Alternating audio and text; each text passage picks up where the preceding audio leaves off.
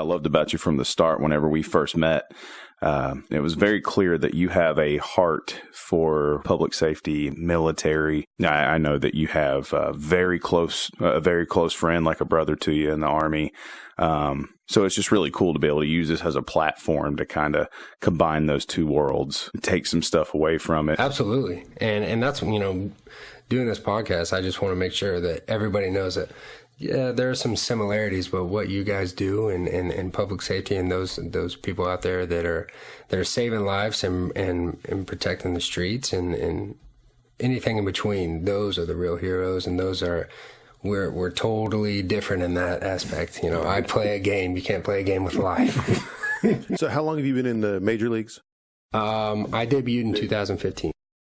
So take us back to that first time. I mean, certainly as a kid, you're dreaming about what is that like to walk out on the mound in front of 1 billion people, 40, 50,000 in the stadium, another hundreds of thousands on TV.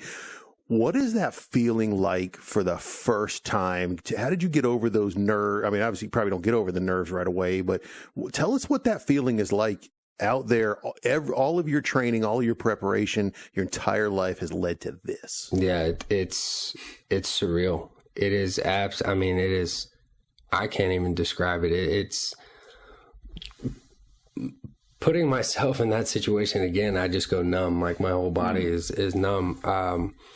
Some of the best advice I ever got was from a guy in AAA that I was playing with who had been in the big leagues a couple years before. And he said, "Don't look up." And I was like, "Don't look up." He goes, every stadium that you play in the minor leagues only has 2 decks.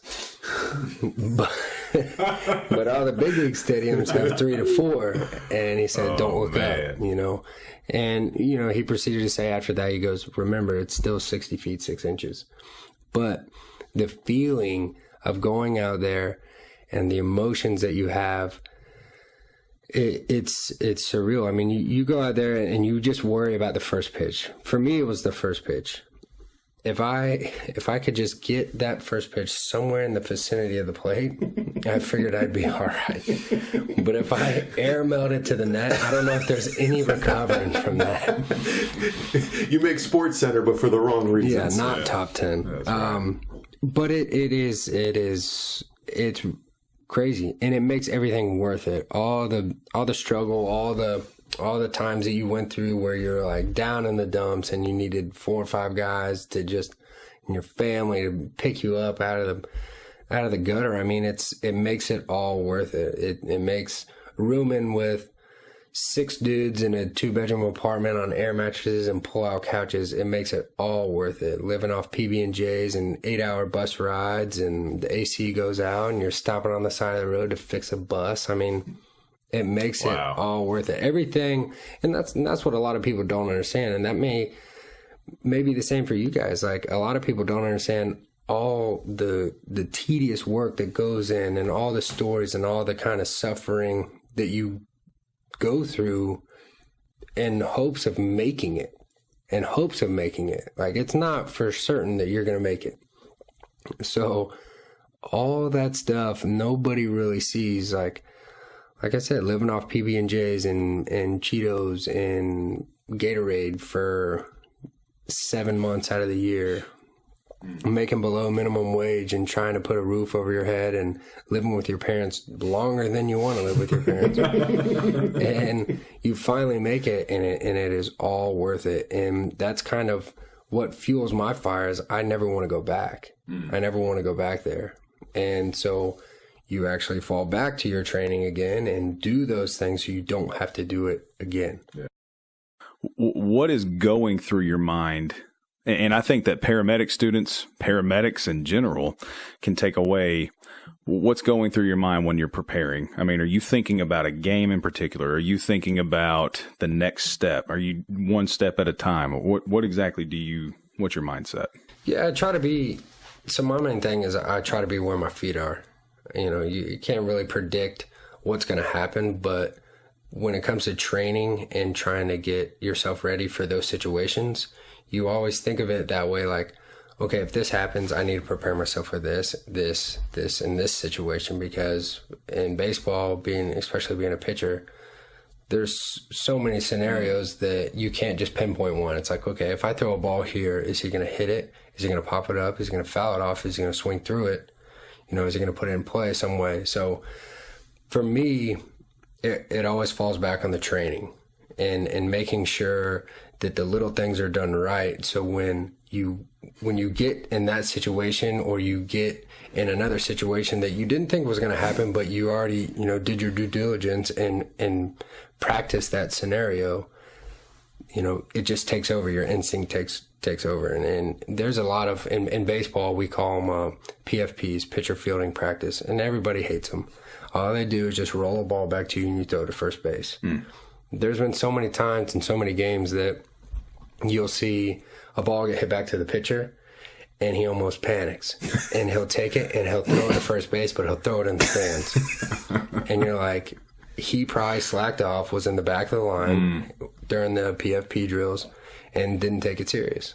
So I think that just training for every situation possible that could happen, you're always doing it intentionally, but spring training is coming up, and it's a lot of busy work. It seems like a lot of busy work. You're just doing boring stuff.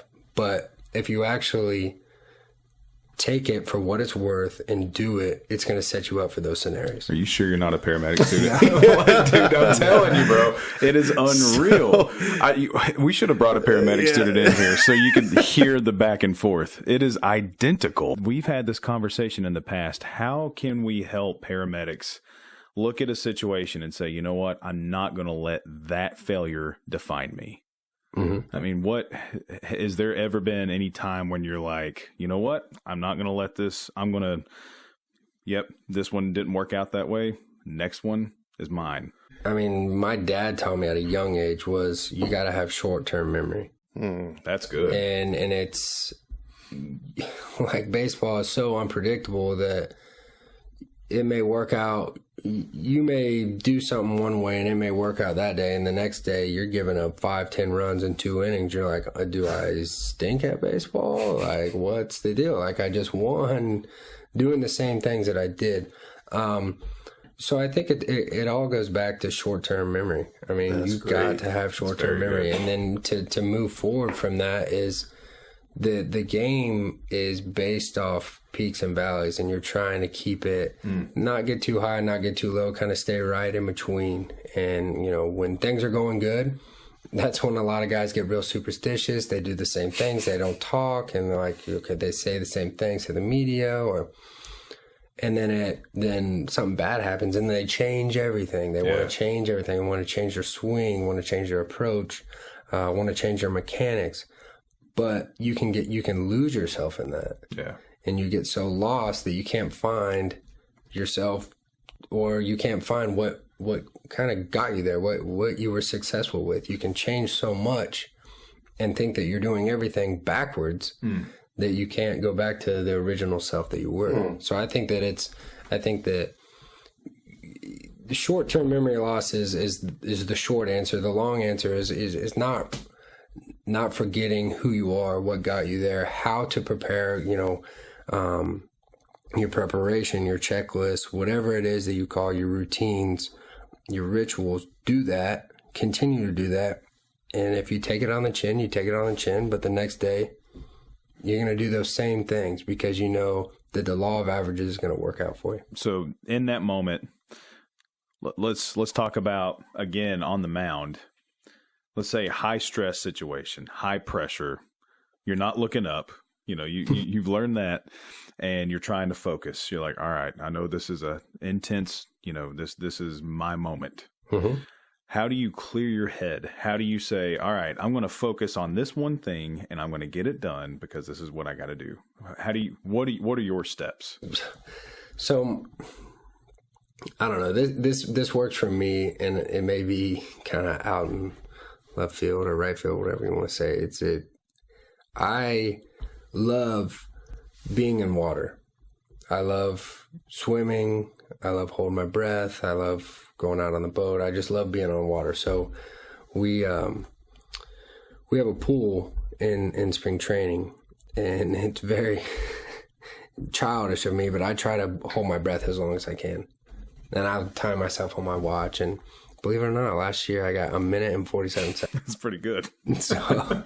So, but that being said, I go down there and it's peaceful to me.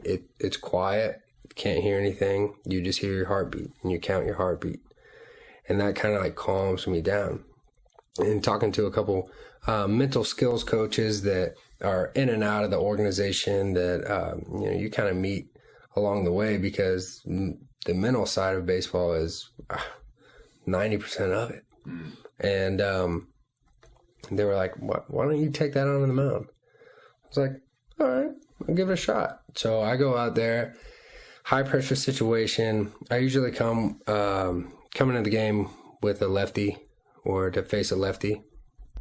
And there'll be runners on second and third, bottom of the eighth, and we're winning by 1 run. And like Freddie Freeman comes up there. All I do is I take a breath. I try to hold it for 2-3 seconds until I can hear my heartbeat. And then once I hear my heartbeat, I know that I'm relaxed. And I focus on the mitt and aim small and miss small, and whatever happens, happens. And luckily, it's worked out for me for this song. But I think whatever kind of ritual routine that you have to get yourself in the zone, it doesn't matter how stupid you think it is or how lame you think it is. Whatever works for you is going to work for you, because I could probably ask you guys the same thing and you give me 2 different answers.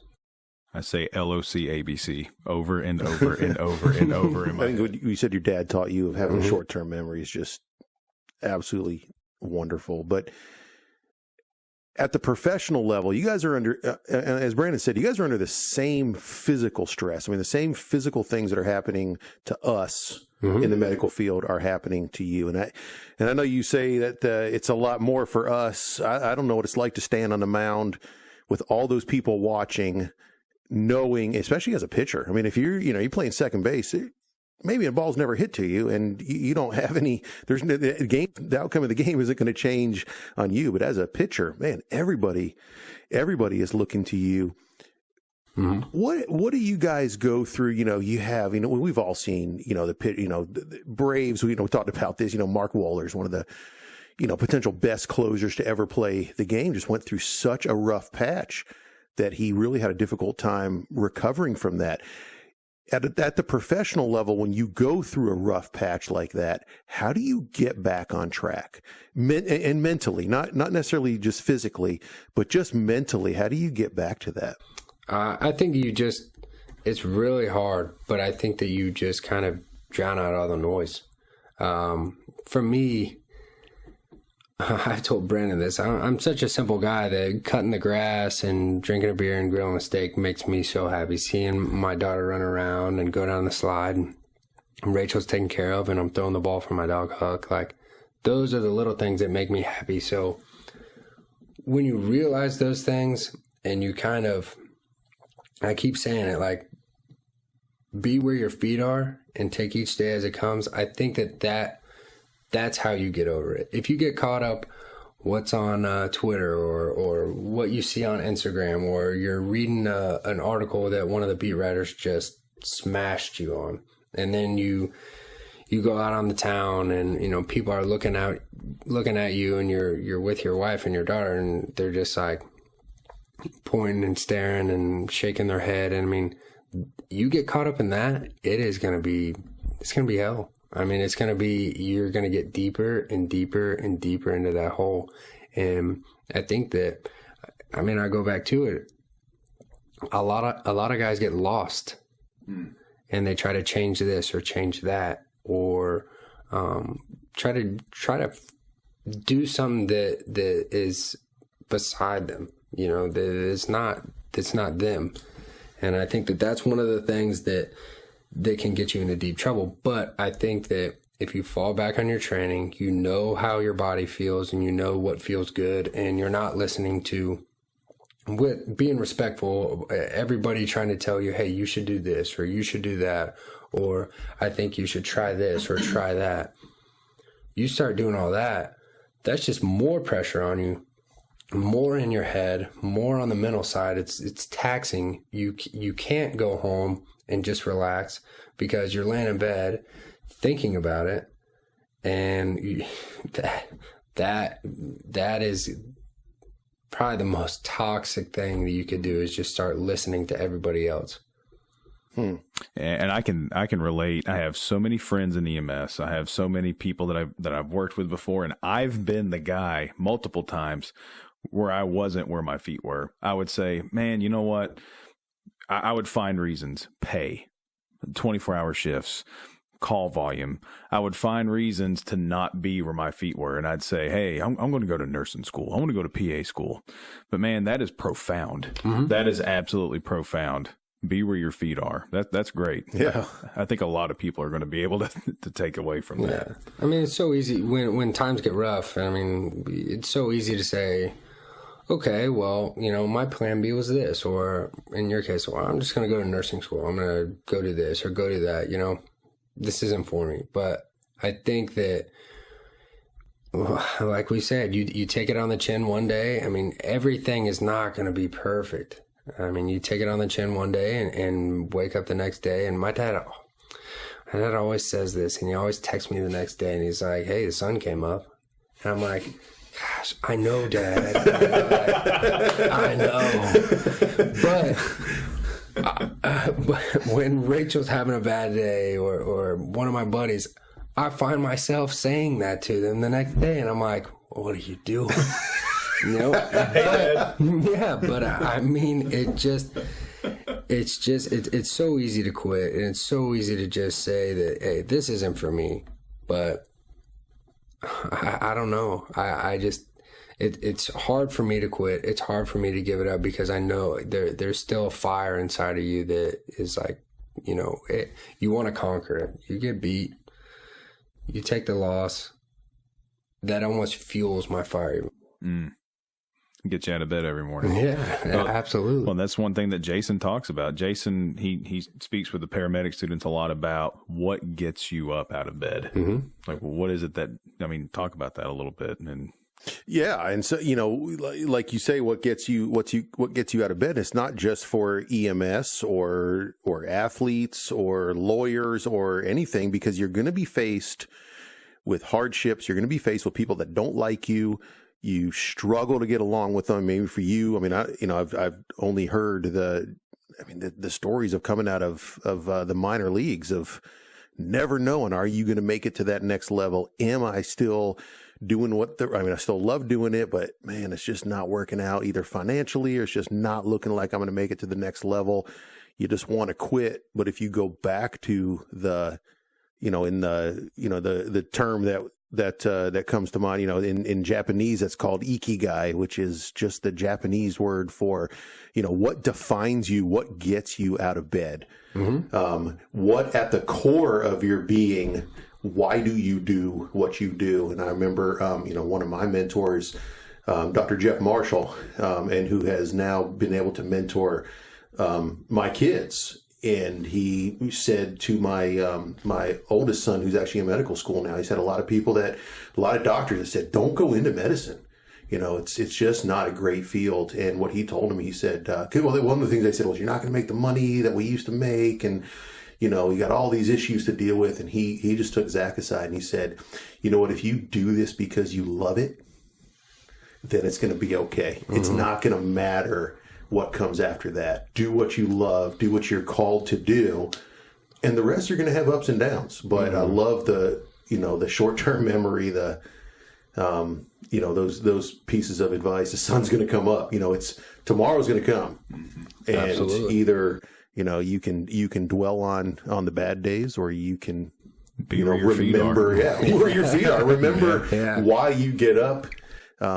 And I know that we can make our lives seem trivial. That I play a game. I don't do medicine. But I think you have a lot of impact on people. I mean, just some of the things you're saying just translate so well, because I think one of the things that we forget, that athletes, especially at the professional level, you don't just slack off and become a professional athlete. Ever. No. I mean, what we see you play, live and on TV, we see that fraction of a % of what goes into do what you do. And I think that kind of that passion, that drive, that dedication, that commitment, that just willpower, if everyone had that, man, this world would be a much better place. Absolutely. I think that you said a lot of good things right there. One of the things that I wanted to make sure that I said was you can't please everybody. And another thing So that, simple, but rich that kind of goes back to the failures is and how you get over those is remembering who you are and staying true to that, because you can't say the right things or change who you are just for one person, and that one person gets traded, gets released, gets whatever it may be, and they're gone. You're like, well, I did that for nothing because I was only doing that for him, and look how far that got me. I think that that's a valuable lesson too, is not being a people pleaser. You can't. The team dynamics, like certainly you're an individual who's supporting your, you play not just for the love of the game, but to support your family. You are an individual playing on a team, but how does how do you change from an individual mentality to a team mentality, in that when the team wins, we win? In medicine, we do this thing where we say, well, the patient died. Well, it wasn't because of me. I did my thing. You must have done something I got him to the hospital alive. Yeah, I got him to the hospital alive. Whatever you did with him after that, I can't be responsible for. Like, no, it doesn't matter. The patient didn't survive. You can't call that a win, so you have, we use the example a couple years ago, the Atlanta Falcons. Matt Ryan had the game of his life, but they lost the Super Bowl. So can you Matt Ryan would never tout that as, hey, look what I did, because the team lost. Absolutely. So how does that translate in your world on focusing on the team rather than you as an individual? I think an example that I can think of is, you got guys first and second, no outs, bottom of the seventh, and you're trying to take a series, and you have your 5-hitter up, your 5 or 6 hitter up, who everybody wants to hit a home run. Everybody wants to, trot around the bases. Look at me. Well, manager calls down to the third base coach gives you the sign. It's a bunt sign. And the 6-hole hitter's like, I'm on fire right now. I'm not going to bunt. He steps out. He's like, what? No. I mean, he gets the bunt sign and he lays down a bunt, and 7-hole hitter comes up, hits a blooper. We win by 1 run. Nobody's really talking about the bunt. They're talking about the hit. Or even if you're on the other side of that, where you take a loss, where the manager makes a wrong call by bunting a guy right there. We win or lose as a team, and you look at the Washington Nationals, who just won the World Series, and the way that they started their year, their record was 19-31, and like unbelievable. That right there, to me, screams we're doing everything for the team, because if those guys started pointing fingers saying, you're the reason why we lost, you're the reason why we lost this game, you're the reason, we're 19-31. No, they all came together. They all said, listen, we can right this ship right now. We're not even halfway through the season.